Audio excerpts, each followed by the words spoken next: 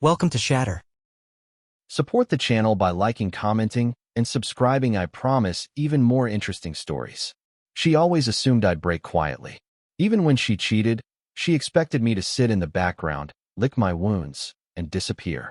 She thought guilt would keep me small, that the shame she should have felt would transfer onto me. But what really shattered her was seeing me at that party, with someone who made her presence irrelevant. And no, this isn't some fantasy about revenge. It's not about rubbing success in someone's face. It's about showing up as the version of myself she never thought I'd become. Let me take you back 6 months. It started with a phone left unlocked. Not even hidden, just tossed on the kitchen counter like it was harmless. But it wasn't harmless. It was a window into every message, every emoji, every late-night plan she said was just with the girls. A man named Evan. Not a coworker, not a cousin, just Evan. I didn't confront her that night. Or the next. I watched. I waited. I tracked patterns. She made it easy. Lies told with the confidence of someone who'd never been caught before. That's when I stopped reacting and started preparing. The moment I realized I wasn't going to fix us was the same moment I started fixing me. I hit the gym. Hard. Woke up earlier. Read more. Got sharper with my work, quieter in my presence. I became disciplined. Not out of spite, but survival. She noticed, eventually. The coldness, the distance.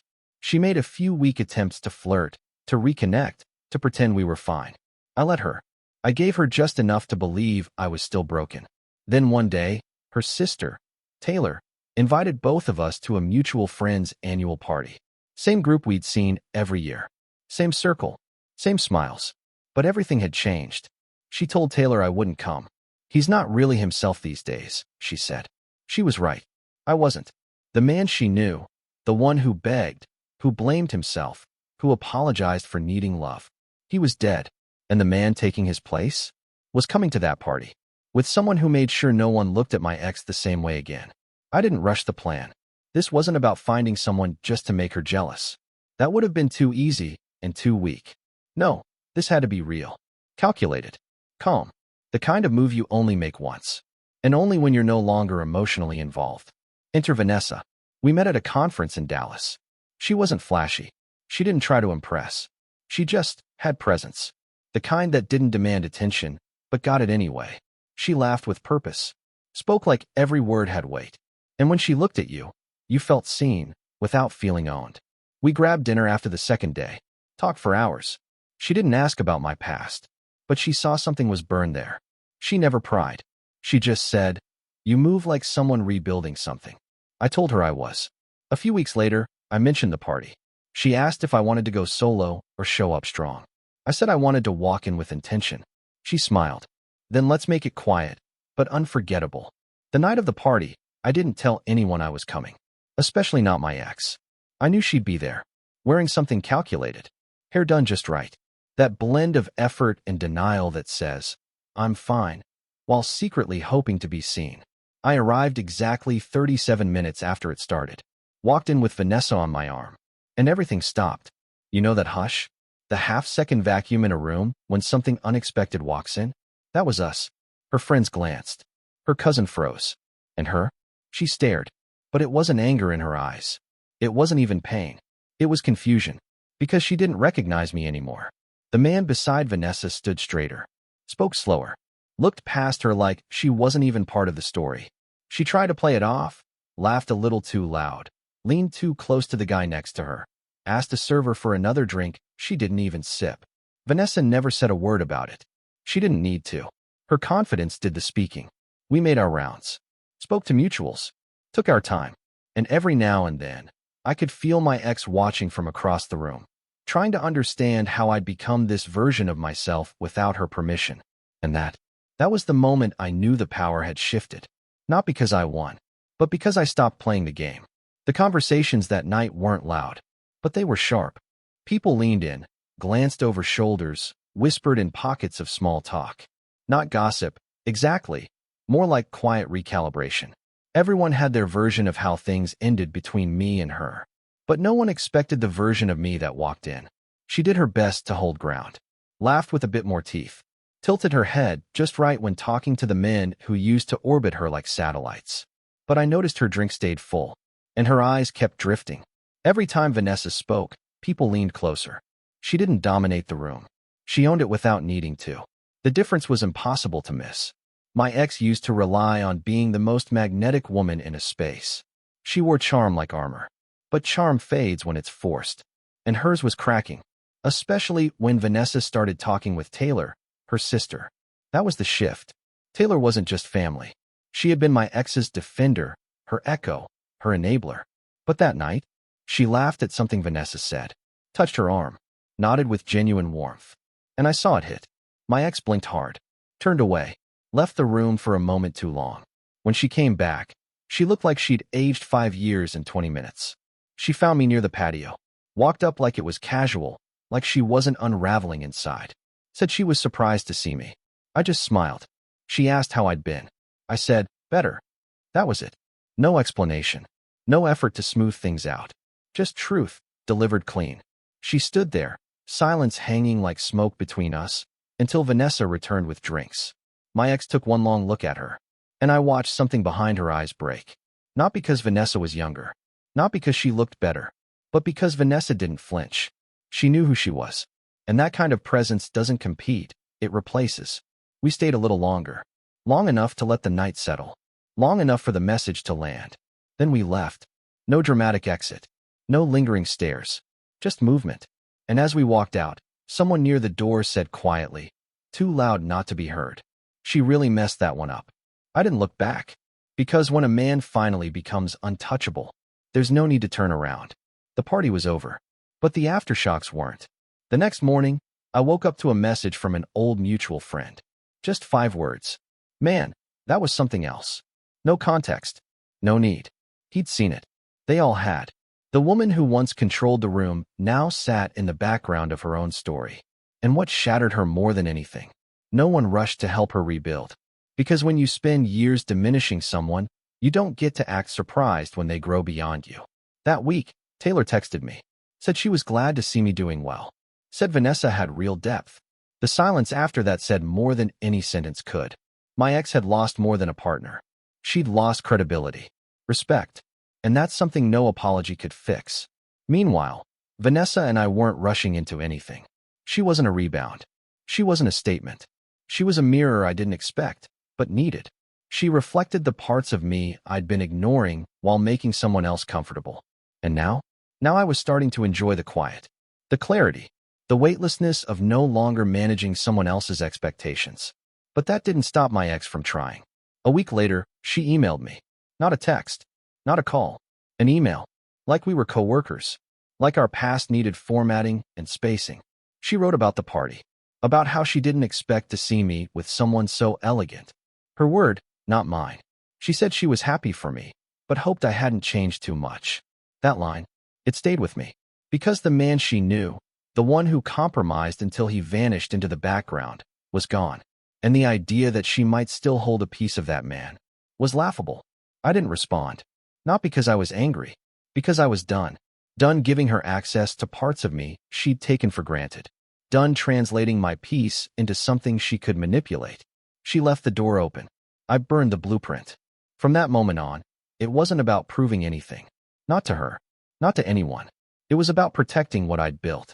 Because some rebuilds don't include the original architects. And I wasn't about to let her design another collapse. After the email, I expected silence. But she wasn't done. The next move was a coincidental meeting at my gym. A place she never stepped into during our relationship. She showed up mid-morning, all made up, no actual workout gear, just a too-tight top and a nervous smile. She spotted me instantly, paused, then walked by slowly like she was surprised I was there. I kept my headphones in. No nod. No reaction. I let her pass like a stranger. That kind of dismissal? It cuts deeper than confrontation. Later that day, I got a message through a mutual friend. She was asking about me, about Vanessa. Wanted to know if we were serious. The irony? When we were together, she never asked what I needed. Never cared about my routines, my peace, or the silence she carved between us. But now that I'd left the stage, she was watching from the cheap seats, hoping for an encore. And there was none coming. I didn't block her on anything. Didn't unfollow. I wanted her to see it all. The new pace of my life. The stillness. The rebuilding she never thought I was capable of. She posted stories with half smiles and hollow captions. Old photos. Memories she'd ignored when we lived them. Her world was spinning in reverse, trying to recreate a time she'd already shattered. But nostalgia can't rebuild what neglect destroyed. And I wasn't stepping back into ruins. Meanwhile, Vanessa and I grew steady. Not loud, not flashy, just solid. She never asked about my ex. Never compared. Never competed. Because real women don't chase ghosts. They build futures. One evening, I scrolled through my old photos, ones I hadn't deleted but buried deep. There she was, in frame after frame, wearing that same smirk she used to weaponize. I didn't feel anger, not even sadness, just distance. The kind that doesn't fade. The kind that becomes permanent when trust dies and silence grows in its place. That's when I realized. She hadn't lost me when she cheated. She lost me when she assumed I'd never become anything without her. And now, every time she opened her phone, she didn't see a man trying to make her jealous. She saw a man who no longer noticed if she was looking. That's the difference between moving on and being gone. The shift wasn't loud. It crept in quietly, one person at a time. The same people who once praised her charm now gave me longer hugs, firmer handshakes, more direct eye contact. Nobody asked what happened. They didn't need to. People always sense when energy changes. When one person has clearly moved forward and the other's still stuck trying to repaint the past. Her social circle, once tight and curated, began to loosen. Mutual friends grew distant from her. Conversations changed direction when she entered a room. Because silence speaks. And people listen. She posted a photo a week later, her with someone new. A weak attempt at rebranding, like the damage had never happened. The guy looked out of place, unsure. One of her old tricks, find someone quick, make it look effortless. But it wasn't. Because image can't replace integrity. And people had already started connecting the dots. They remembered the dinners I planned. The way I showed up when she didn't. The patience I extended even when I should have walked away. Now they saw what she did with that grace. And they adjusted accordingly. She tried to regain footing. Hosted a small get-together. Invited people we both knew. A friend sent me a picture of the scene. Half-filled chairs, awkward smiles, a forced toast. She looks tired, the message read. Not physically, spiritually. Because pretending to glow drains the soul. Meanwhile, I stayed silent. Not because I didn't have the receipts, but because I didn't need them. Dignity doesn't perform. It just exists. And that unsettles people more than drama ever could. Vanessa noticed too. She said, "You never talk about her. That's rare." I told her, "There's nothing left to say." She wrote her part. "I'm just not reading it anymore." That's when I understood what real power looked like. Not revenge, not exposure, but calm detachment. The kind of distance that doesn't require blocking or shouting. Just steady silence. That weekend, I ran into one of her old friends at a gallery. She asked how I was doing. I said, "Better than I've ever been." She nodded slowly, then said, "Yeah, everyone sees it." And just like that, I knew. Her fall wasn't a crash. It was a quiet slide into a life where everyone noticed and no one reached to catch her. She waited longer than I expected. Maybe she thought time would soften things. That distance would make me nostalgic. That I'd forget what silence taught me. But time didn't pull me back. It pulled me further away. When her message finally came, it was short. "Do you ever miss how we were?" 7 words. No punctuation. No context. Just a whisper typed through desperation. I stared at it for a few seconds. Then locked my phone and went back to my coffee. Because that's the thing about reflection. It only matters if it comes with change. And she hadn't changed. Not really. She was still hoping for access. Still testing the doors she used to walk through like she owned them. But she didn't realize. I'd built new walls. Not out of anger. Out of necessity. Walls made of standards. And she no longer qualified. That week, I noticed something else. A shift in her tone on social media. Less curated. More reactive. The occasional real talk post. A blurry quote over a sunset background. A photo dump with captions like, "Healing isn't linear." She was broadcasting pain in the language of performance. But healing doesn't beg for attention. It happens in silence. And silence had become my favorite language. Vanessa and I had grown stronger. More honest. Not perfect, just clear. She saw through me, not around me.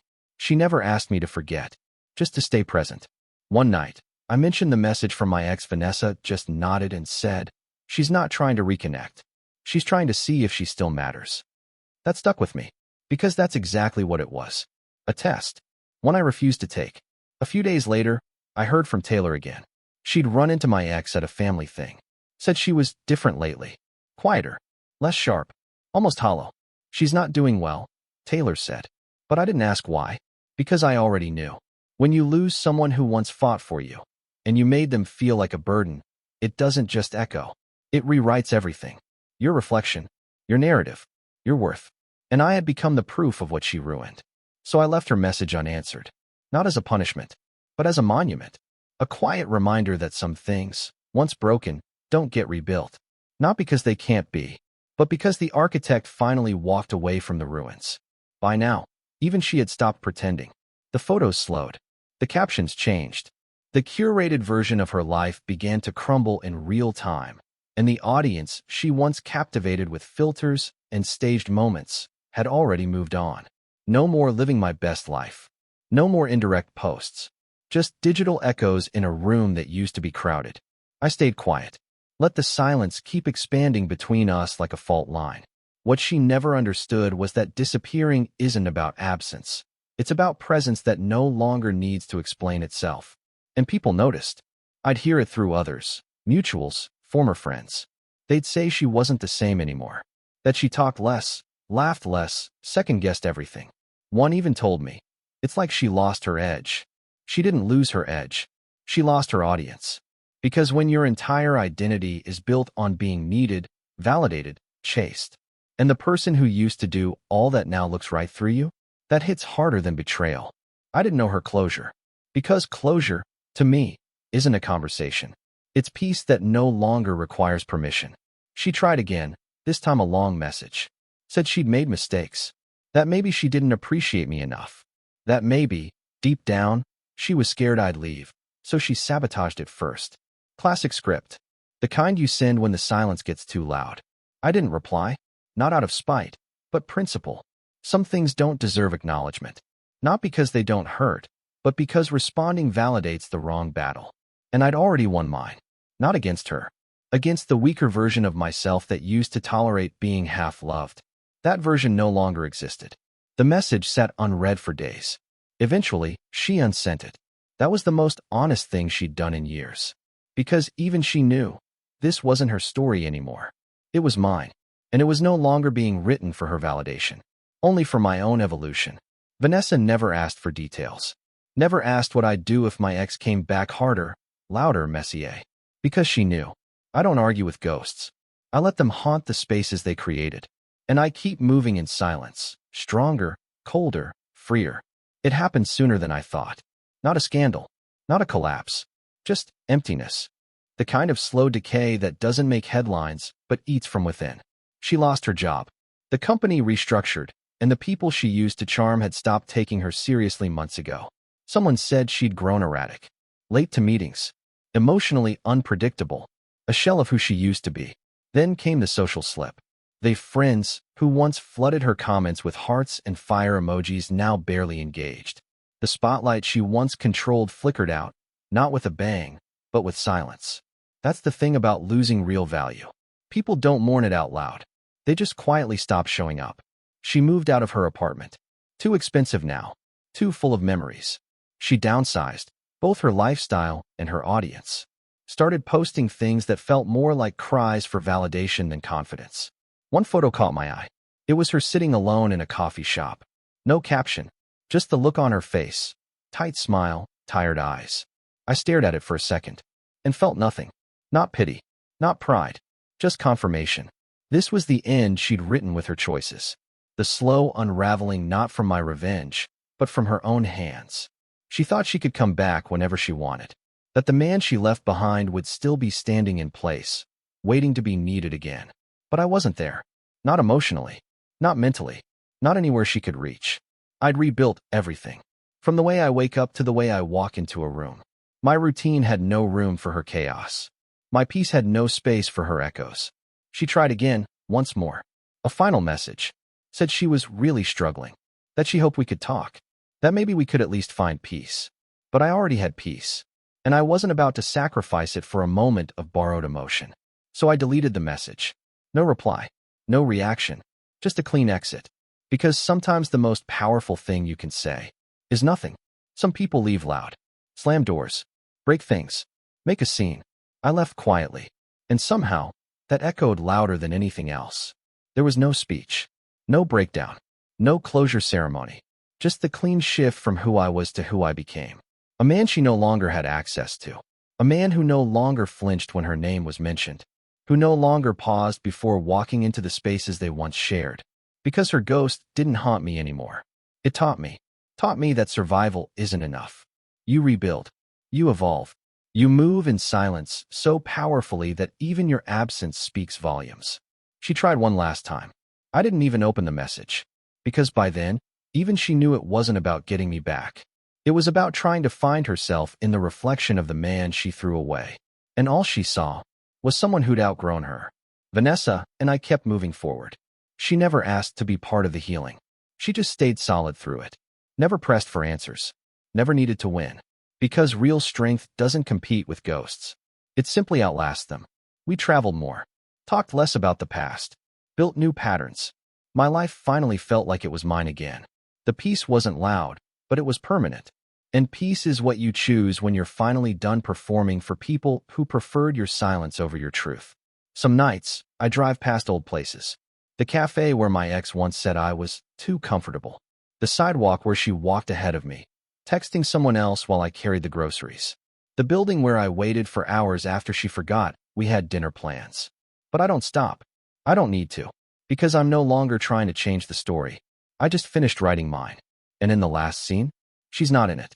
Not because I erased her, but because I finally remembered who I was before she rewrote me. So if you ask me how it ended, it didn't end with a fight. It ended with a door that quietly closed. And a voice that finally said nothing at all. I didn't disappear. I just stopped showing up where I wasn't respected. Been through it. When they crossed a line, and you made sure they felt it.